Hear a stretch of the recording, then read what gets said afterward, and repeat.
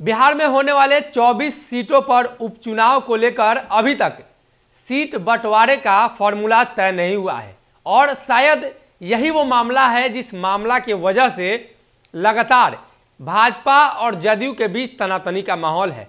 हालांकि उत्तर प्रदेश चुनाव को लेकर भी ये दबाव बनाने की कोशिश है, लेकिन इस खबर में हम आपको बताएंगे कि सीट बंटवारे को लेकर जो फॉर्मूला अभी तक तय नहीं हुआ है उसके पीछे की क्या कहानी है, क्या मामला है जिसको लेकर ये पेच अभी तक फंसा है। कई मुद्दों का जिक्र करेंगे और कई बातों की विस्तार से हम आपको बताएंगे कि क्यों इस मामले को लेकर अभी तक फॉर्मूला तय नहीं हो पाया और उत्तर प्रदेश चुनाव को लेकर लगातार चर्चाएं हैं, लेकिन कहीं ना कहीं मामला तो बिहार में अटका हुआ है। 24 सीटों पर स्थानीय नगर निकाय से जो लोग चुनकर आते हैं वो वोटिंग करते हैं। एमएलसी का चुनाव होता है। इस चुनाव में वही लोग वोटिंग करते हैं जो त्रिस्तरीय पंचायत चुनाव में जीत कर आए हैं, चाहे जिला पार्षद हो या मुखिया हो, सरपंच हो। साथ ही साथ पंच को इसमें वोटिंग करने का अधिकार नहीं है, जिसको लेकर चिराग पासवान ने पत्र भी लिखा था। लेकिन इसमें जो सबसे बड़ी बात यह है कि जीते सीट छोड़ने को लेकर भाजपा और जदयू में मंथन चल रहा है। यानी कुछ ऐसी सीटें हैं जो भाजपा और जदयू जीती है। 15 का समीकरण आप देखें या पिछले चुनाव का समीकरण देखें तो उस समय मुख्यमंत्री नीतीश कुमार यानी जदयू भाजपा के साथ नहीं थी, राजद के साथ चुनाव लड़ रही थी और 10 सीटों पर चुनाव लड़ रही थी, जिसमें 4-5 सीटों पर जीत हासिल करती है और उसके बाद बाकी उनके जो एमएलसी अभी हैं तत्काल में, जिनका कार्यकाल खत्म हो गया है, वो लोग कांग्रेस से आए थे। तो एक ही सीटों पर दोनों पार्टियों का दावा करना ये भी एक कहानी बयां करता है। साथ ही 12 सीटों पर यानी 50-50 के फॉर्मूले पर उपेंद्र कुशवाहा ने जब बयान दे दिया तो 24 में 12-12 सीटों पर बंटवारे का फॉर्मूला तय करना है। लेकिन उसमें जीतन राम मांझी भी हैं और मुकेश सहनी भी है। अगर 12-12 सीटों पर बंटवारा हो जाता है तो ये दोनों लोग कहां जाएंगे, ये भी एक बड़ा सवाल है और इसलिए ये कहानी रुकी हुई है। ये फॉर्मूला अभी तक बंद करके रखा गया है। उत्तर प्रदेश चुनाव को लेकर जदयू और वीआईपी चुनाव लड़ना चाहती थी एनडीए गठबंधन में और सीट बंटवारे को लेकर वहां भी मंथन चल रहा था। लेकिन भाजपा वेट एंड वॉच की स्थिति में है कि वहां क्या होता है। हालांकि अब वहां सब कुछ साफ हो गया है, लेकिन अभी बिहार की कहानी अभी और लंबी है। 15 के विधान परिषद के चुनाव में जिन सीटों पर भाजपा का कब्जा था वो है औरंगाबाद, सिवान, गोपालगंज, पूर्वी चंपारण, दरभंगा, समस्तीपुर, बेगूसराय, मधुबनी, पूर्णिया, सारण, रोहतास। इसके अलावा कटिहार से निर्दलीय जो प्रत्याशी थे अशोक अग्रवाल और लोजपा से जीती नूतन सिंह भी भाजपा में शामिल हो गई। जदयू ने 5 सीटें जीती थी। ये सीटें थी नालंदा, गया, नवादा, मुजफ्फरपुर और बांका। बाद में भोजपुर से राधा चरण शाह, मुंगेर से संजय प्रसाद और सीतामढ़ी के दिलीप राय भी राजद छोड़कर जदयू में शामिल हो गए थे। इसी तरह पूर्वी चंपारण से कांग्रेस के टिकट पर जीते राजेश राम ने भी जदयू को समर्थन कर दिया था। इस तरह से कुल देखें तो 9 सीट जदयू के खाते में चली जाती है। अब मामला यहां यह फंस रहा है कि कुछ ऐसी सीटें हैं जो चिन्हित की जा रही हैं जहां पर भाजपा चुनाव लड़ना चाहती है और जदयू भी दावेदारी पेश करना चाहती है। एक सीट सिवान भी है जहां भाजपा से टूनाजी पांडे एमएलसी रहे हैं, कार्यकाल खत्म हो चुका है।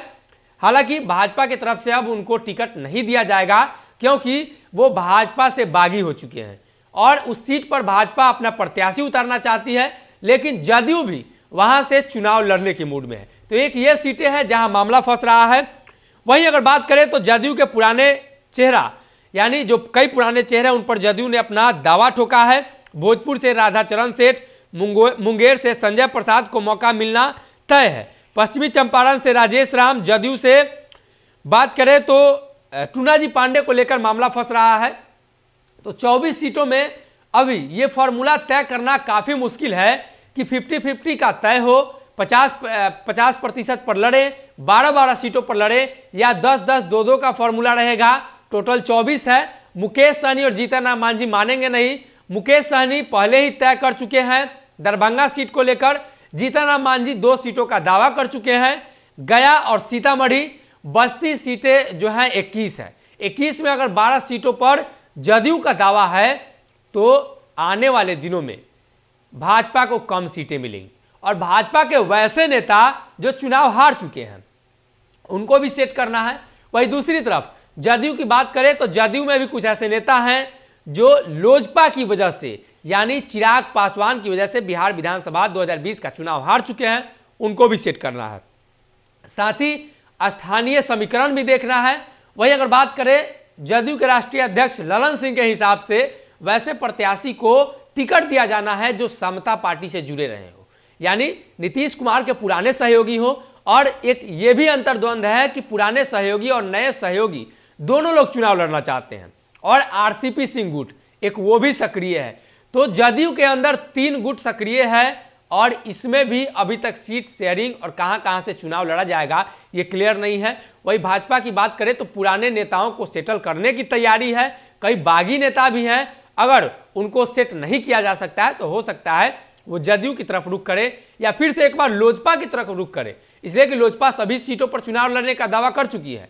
हालांकि लोजपा का क्या वोट बैंक है ये पता चल पाएगा चुनाव के बाद, लेकिन जिस तरीके से बिहार विधान परिषद के 24 सीटों पर चुनाव होने हैं उसमें जिला परिषद अध्यक्ष उपाध्यक्ष अहम भूमिका अदा करते हैं। उसमें अगर बात करें तो 8 से 9 पासवान समाज से जो लोग जीत कर आए हैं वो भी दावेदारी पेश करेंगे, यानी उन लोगों का भी दावेदारी मजबूत होगा और उस क्षेत्र में लोजपा मजबूत होगी। तो भाजपा के सामने एक ये भी चुनौती है कि अगर चिराग पासवान उनके कैंडिडेट को बिहार विधानसभा चुनाव 2020 के तहत जैसे उस समय ले जाया गया था और लोजपा से लड़ाया गया, इस बार भी लड़ाया जाए तो कहीं भाजपा उस जगहों पर कमजोर ना हो जाए, एक ये भी बड़ा सवाल है। वहीं दूसरी तरफ मांझी और मुकेश सहनी का अल्टीमेटम लगातार एनडीए के अंदर खलबली मचा रही है। 3 सीटों पर अभी साफ साफ दावा दिखाई दे रहा है, गया, दरभंगा और सीतामढ़ी, यानी मुकेश सहनी और जीतन राम मांझी ये 3 सीटों पर दावा कर चुके हैं।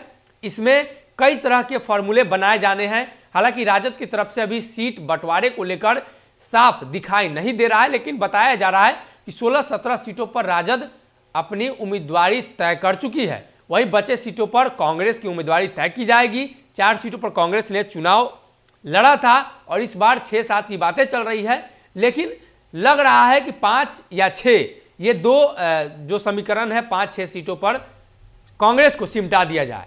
तो बड़ा सवाल यही है कि किस तरीके से सीट शेयरिंग का फॉर्मूला तय होगा, किस तरीके से एनडीए के अंदर और जो पेच फंसा हुआ है 24 सीटों के एमएलसी को लेकर कैसे सुलझ पाता है, और इसके अंदर की जो खबर थी हमने आपको बताई है किस तरीके से अभी ये मामला थम गया है। लेकिन उत्तर प्रदेश चुनाव के पहले ये साफ होना दिखाई तो दे रहा है, लेकिन संभव नहीं लग रहा है। फरवरी के महीने में उत्तर प्रदेश चुनाव होने वाले हैं, वही फरवरी में भी एमएलसी के चुनाव होने वाले। हो सकता है जब भाजपा उत्तर प्रदेश में सभी सीटों पर अपने उम्मीदवार को घोषित कर दे उसके बाद बिहार में इस पर मंथन शुरू हो। फिलहाल इस खबर में इतना ही।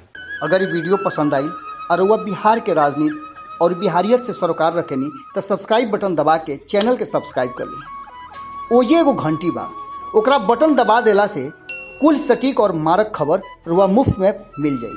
अगर रुआ पत्रकारिता के हमनी के नया प्रयोग में सहयोग कर चाहतानी तो ज्वाइन बटन दबा दी। पेटीएम नंबर नोट कर ली 9386816700। धन्यवाद।